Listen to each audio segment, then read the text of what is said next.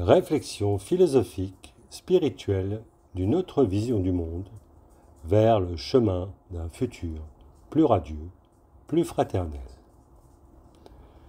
N'est-il pas temps de chercher la lumière de vérité en élevant notre conscience de l'âme et de prendre le chemin d'une issue positive qui mène à l'harmonie de l'être et de l'humanité? N'est-ce pas la nécessité de changement dans une démarche spirituelle vers plus de relations, de solidarité et de fraternité? Ne sommes-nous pas arrivés à la croisée des chemins de cette fin des temps annoncée depuis des siècles? Peut-être fin du cycle d'apprentissage, fin du temps accordé à l'humanité pour se spiritualiser? L'éveil de la conscience collective humaine et d'un point de vue de la science ne montre-t-elle pas l'impact d'un changement, d'un autre futur plus radieux et respectueux, lié à la dimension spirituelle de l'âme? L'existence de cette âme, écartée autrefois par la science et aujourd'hui encore, auquel Descartes croyait avec certitude, ne reviendrait-elle pas en lien avec ce progrès et ces changements de paradigme sur la nature de la conscience première de l'âme, des phénomènes inexpliqués comme les expériences de mort imminente ou NDE, des perceptions extrasensorielles, de la télépathie, de la prémonition, de la médiumnité, etc. La reconnexion à notre véritable nature d'âme est-elle nécessaire afin de redécouvrir notre et surtout nos potentiels infinis?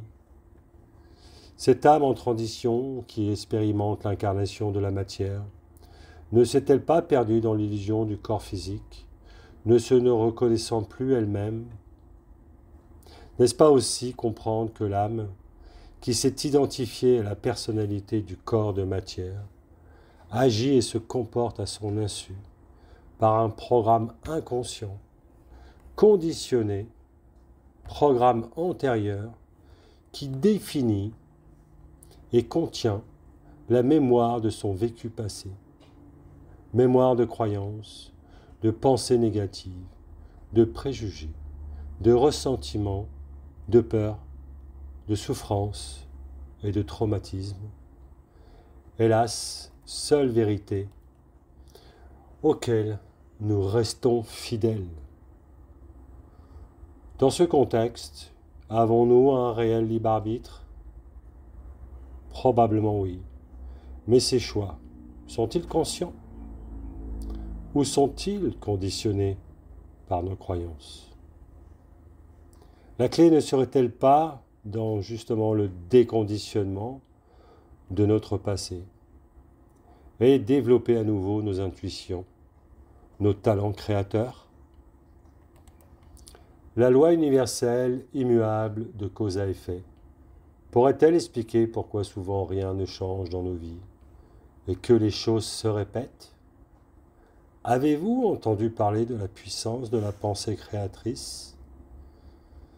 Serait-il bon d'étudier à nouveau, de rechercher par nous-mêmes? Socrate nous a-t-il indiqué et invité à prendre cette voie? Est-il vrai que nous avons perdu et donné notre pouvoir créateur aux autres? Aspirez-vous à une nouvelle façon de vivre?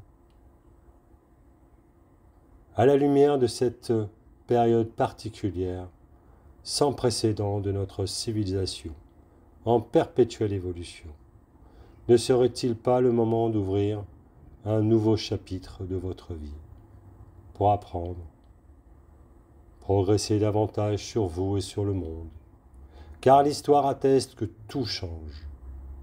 Êtes-vous prêt à créer le nouveau monde de demain, porté par une énergie d'amour fraternel, destin radieux pour l'humanité? Bonne réflexion, bien à vous, Sébastien.